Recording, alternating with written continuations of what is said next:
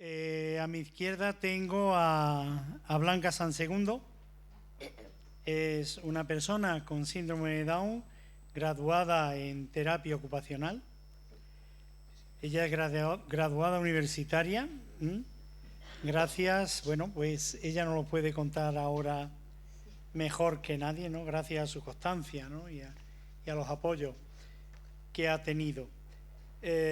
Su propia vida es un testimonio de los retos y las posibilidades que ofrece la inclusión a personas con discapacidad. Así que sin más dilación, Blanca, cuando quieras. Muchas gracias. Hola, buenas tardes.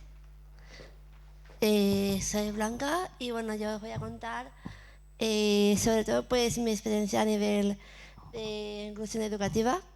También voy a hablar un poco, vamos a reflexionar un poco y también vamos a hablar de los derechos de la Convención de la ONU y para acabar sobre el futuro de la educación inclusiva. Vale. Yo aquí empecé, empecé primaria, secundaria y bachillerato.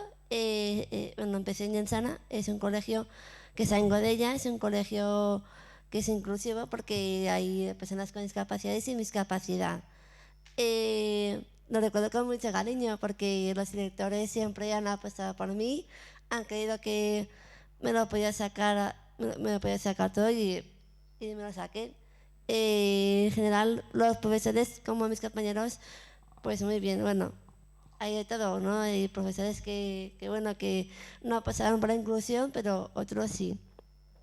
En cada clase habían los profesores, porque nosotros teníamos un plan mensual, donde en el plan mensual iba detallado lo que teníamos que hacer. Por ejemplo, trabajos individuales, grupales y luego también la fecha del examen. Entonces, en el plan mensual, como dentro de la clase habían dos profesores, cuando teníamos que hacer el trabajo grupal, como teníamos libros de texto, el profesor nos orientaba y nos decía que buscáramos en la biblioteca los libros o el profesor nos orientaba un poco cómo lo podíamos hacer. Entonces nosotros íbamos a nuestra marcha. Quiero decir que, por ejemplo, dentro del plan mensual, pues había castellano, había valenciano, bueno, todas las asignaturas y cada uno hacía la asignatura que quería en ese momento, ¿no? Cada uno a su marcha. Y muy bien. El funcionamiento muy bien aquí en ese colegio. Una cosa que recuerdo con mucho cariño es el carnaval literario. ¿Por qué? Porque en nuestro colegio siempre hemos apostado por los libros, ¿no? Entonces, por las novelas. Entonces, venían autores toda la semana a contarnos un poco sus novelas, ¿no? En qué se habían inspirado, cómo lo habían hecho. Entonces durante la semana pues ellos venían y también hacíamos teatro, representaciones teatrales, hacíamos bailes también. Entonces, por ejemplo, también me acuerdo que hacíamos un desfile literario donde nos teníamos que disfrazar de personajes de las novelas. Por ejemplo, si veis ahí, yo me disfracé de la madera criada de Don Quijote. Y bueno, el último día, los viernes y el sábado, venían los padres, porque también en Llansana era muy importante la implicación de la familia. Entonces, venían los padres y los autores también contaban sus novelas, también habían bailes. Y bueno, era toda una semana dedicada al carnaval literario, porque le damos mucha importancia.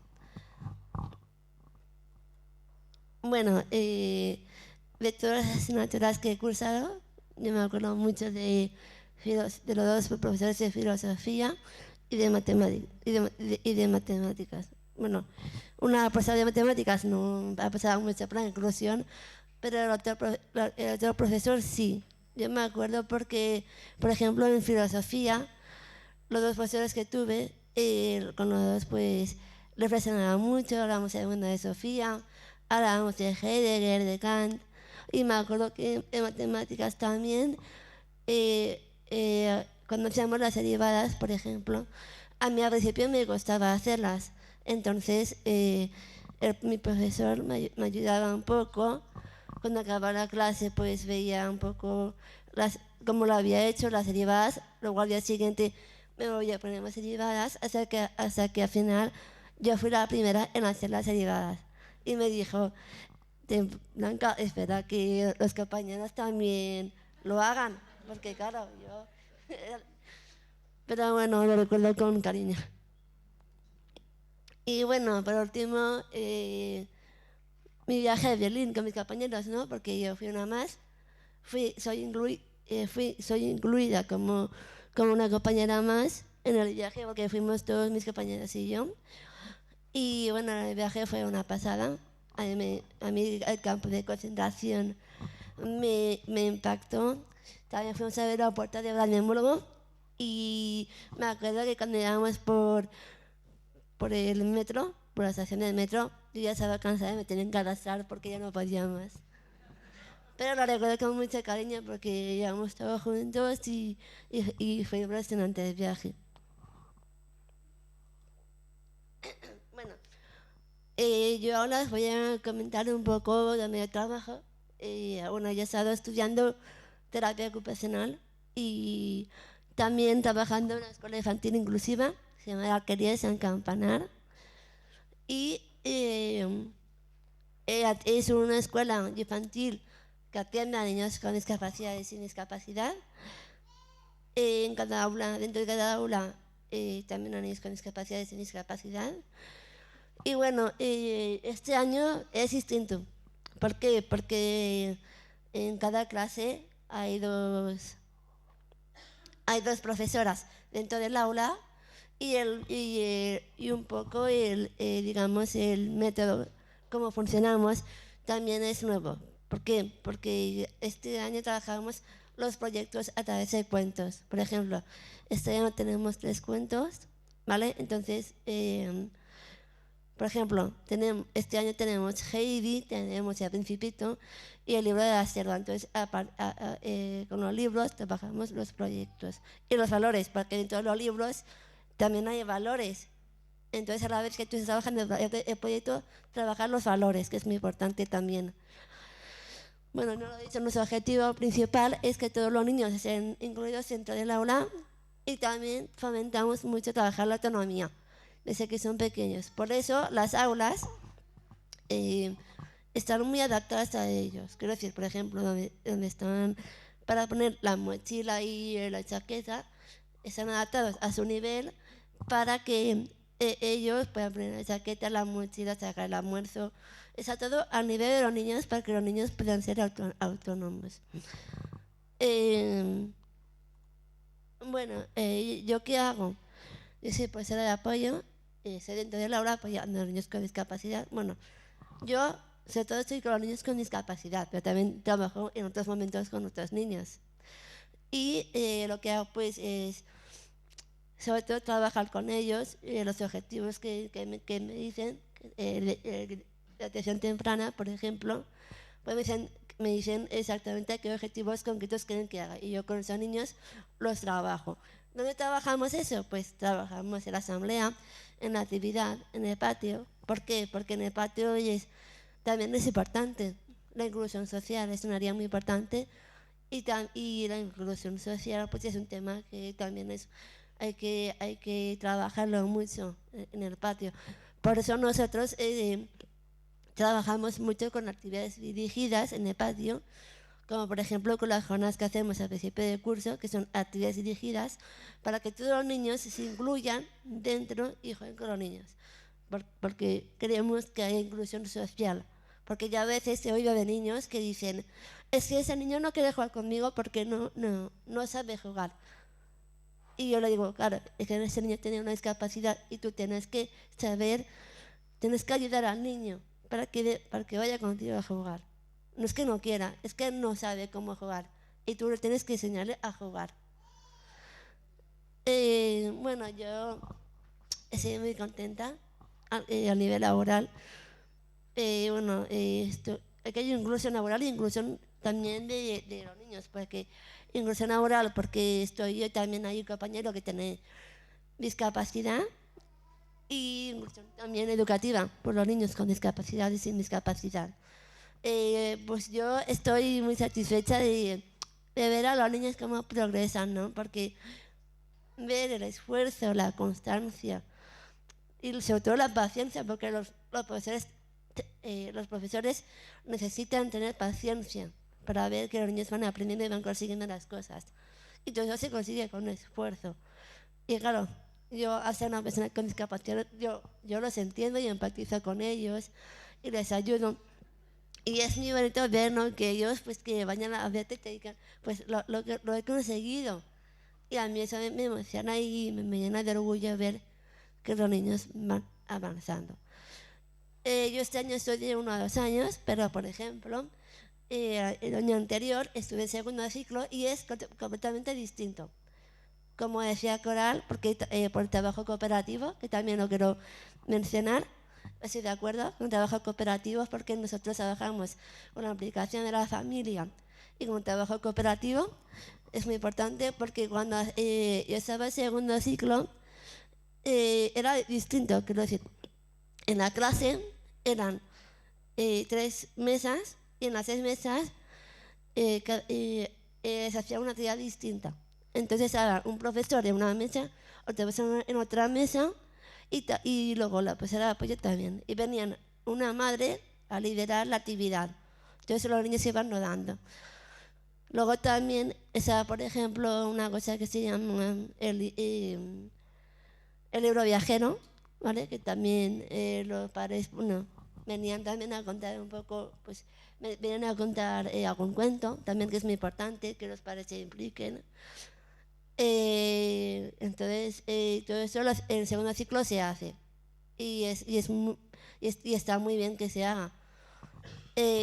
También este año trabajamos, como he dicho en los cuentos, hay un segundo proyecto que es muy chulo porque trabajamos con, el cuento se llama Heidi y entonces nosotros lo que hacemos es que van a venir, bueno, vamos a ir a una residencia con personas mayores o van a venir los abuelitos a contarnos un poco lo que hacen, ¿no?, ver sus experiencias y eso es muy bueno y enriquecedor, ¿no?, que vean, porque nosotros hacemos trabajo cooperativo, hacemos una cosa que se llama comunidades de aprendizaje y sobre todo trabajamos los valores, como he dicho antes, es muy bueno.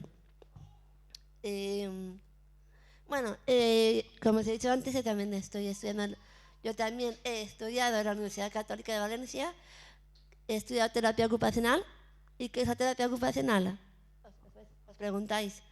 La terapia ocupacional es trabajar con personas con discapacidad, como he dicho también antes Coral, pues las destrezas, la autonomía, psicomotricidad fina, psicomotricidad gruesa, atención, memoria a corto plazo, memoria a largo plazo. Todo eso se trabaja. Y se trabaja pues en todo, ¿vale? Entonces se trabaja sobre todo con las personas con discapacidad. Y la autonomía también.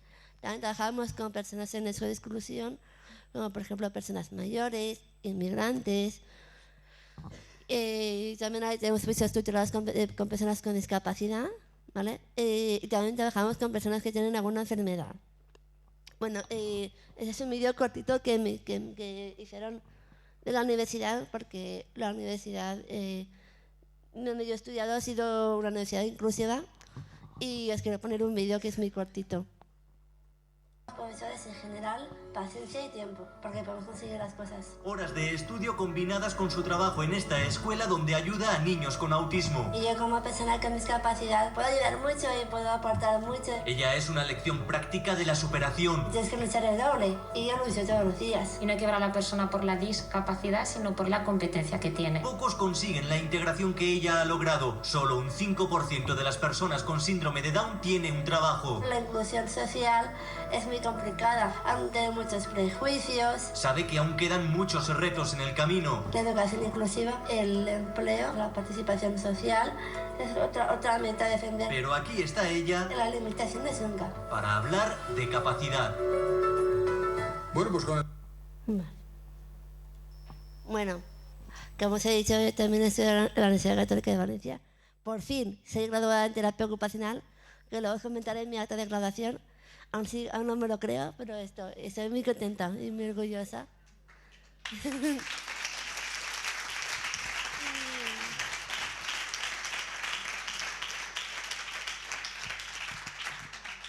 Y bueno, ya llevo 8 años estudiando, al igual que trabajando, lo he compaginado. Y bueno, es un trato normalizado como el resto de mis compañeros. Nunca he tenido ninguna adaptación curricular, me he tratado como una más.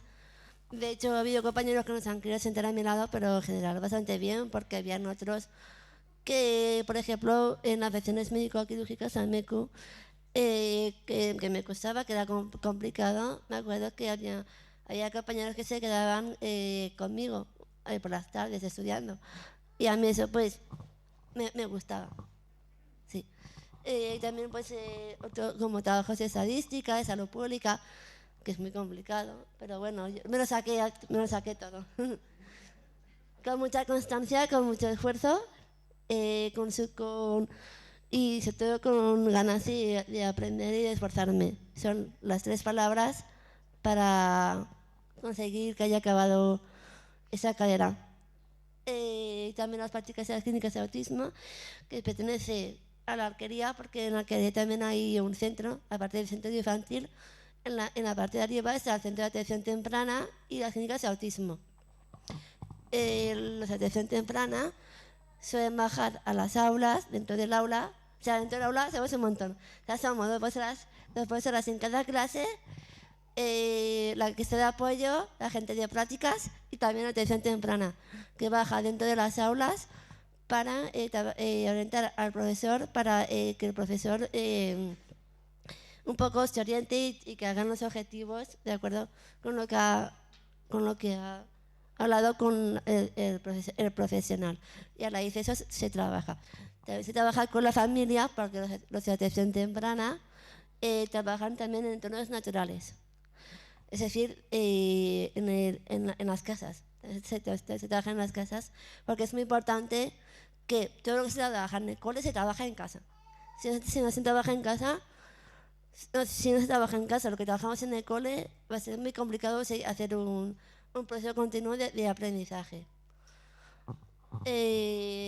Bueno, y también en la universidad hay una cosa que se llama Calcapacitas, que es una organización que tiene a las personas con discapacidad y que también pertenece a la Universidad Católica de Valencia.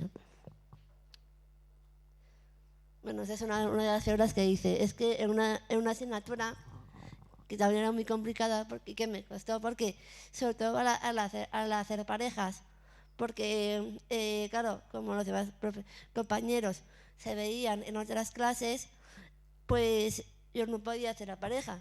Entonces al final tuve una compañera que me dijo, pues hazlo conmigo y mejor, ¿no? Y lo teníamos que hacer por parejas, porque nos teníamos que poner la célula cada una.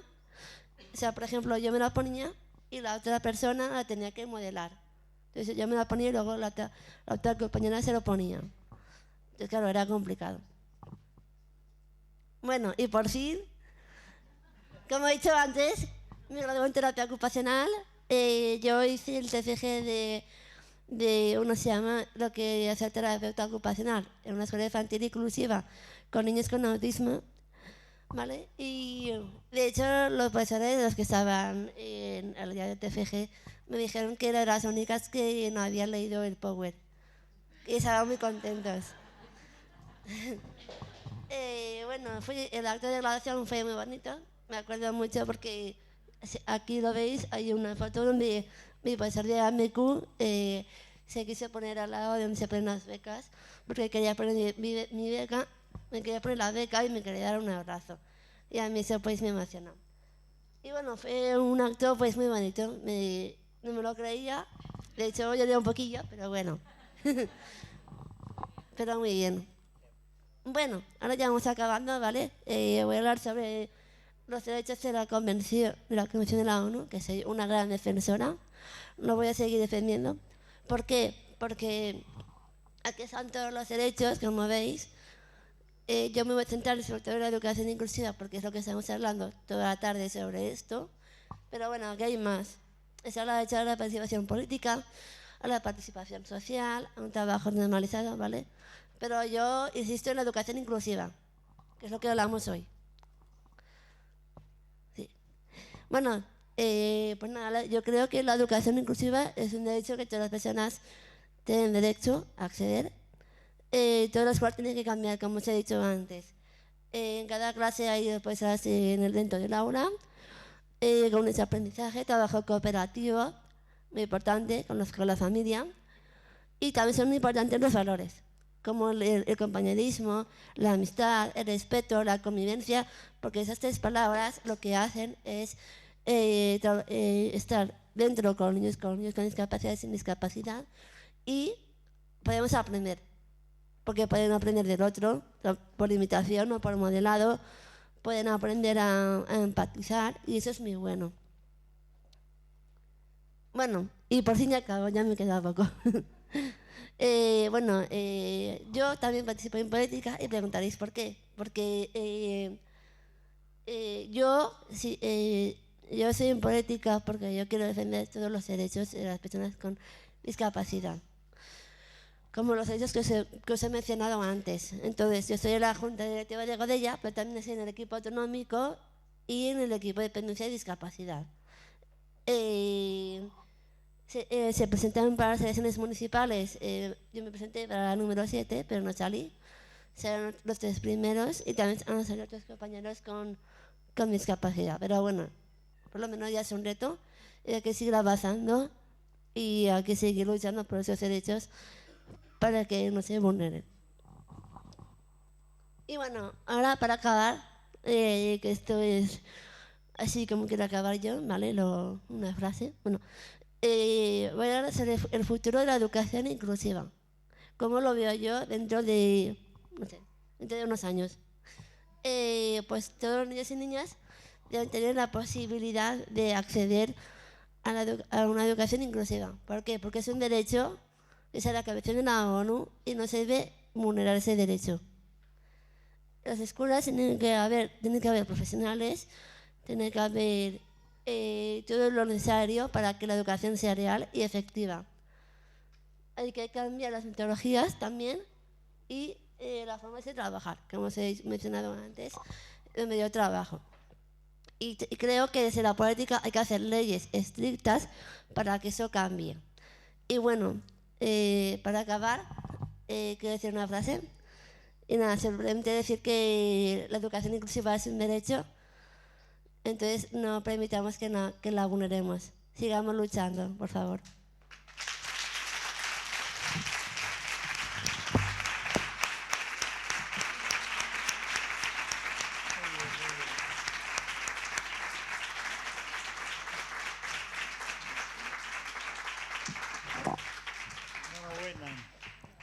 Enhorabuena. Víctor, aquí ha llegado una persona, te hace varias preguntas. La primera que te dice es: ¿cómo hacéis con el ruido, la hipersensibilidad, el movimiento? Bueno, no sé, supongo que os referís a lo mejor a niños con síndrome de Asperger que puedan tener problemas con el tema de la hipersensibilidad.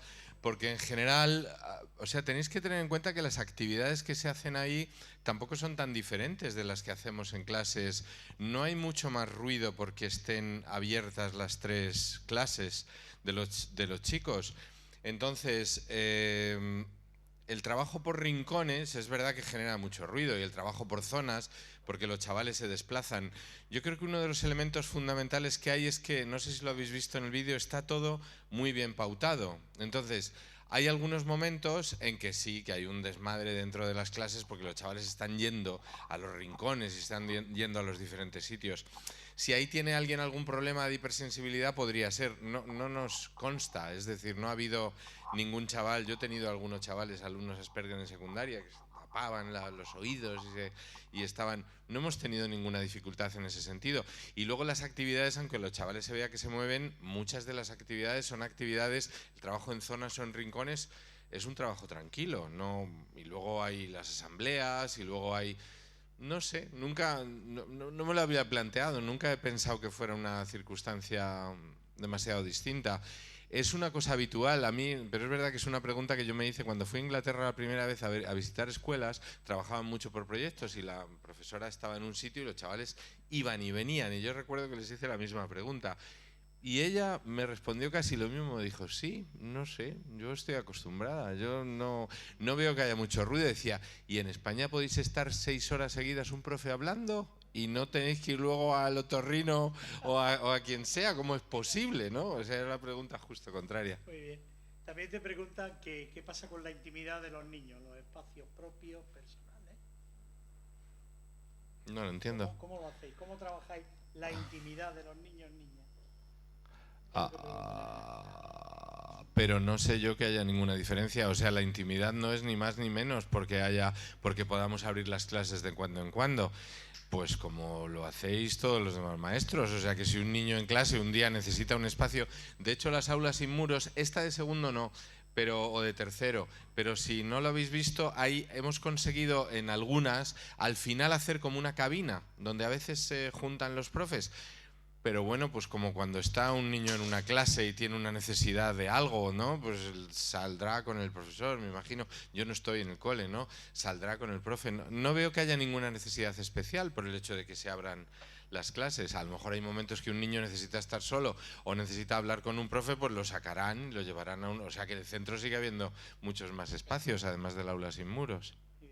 También te dicen que qué pasa con la referencia afectiva, tutor, tutora, para ayudar en simplemente un mal día.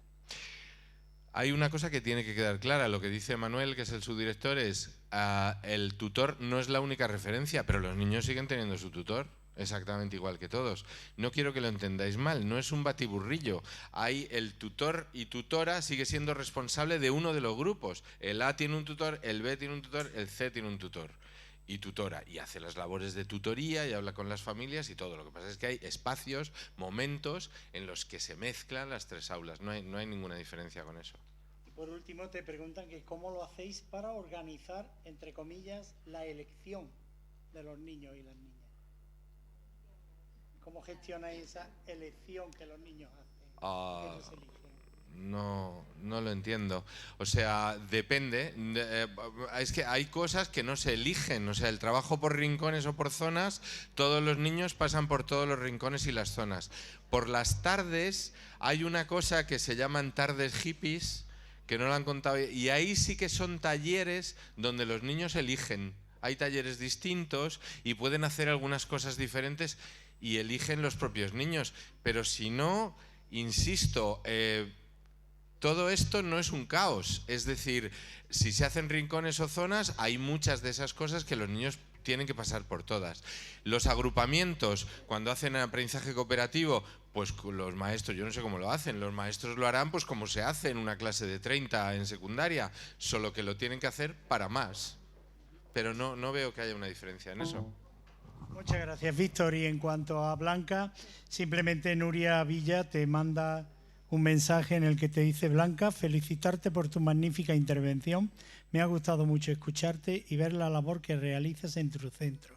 Me ha gustado mucho cuando hablas de la necesidad de la inclusión en el patio. Subraya esto, inclusión en el patio, que me parece muy necesaria. Enhorabuena, me ha encantado tu visión de futuro. Espero que ese futuro sea pronto. Esto es para ti. Bueno, pues nada más que agradecer a todas y a todos vuestra participación en esta jornada y desearos un feliz retorno a casa.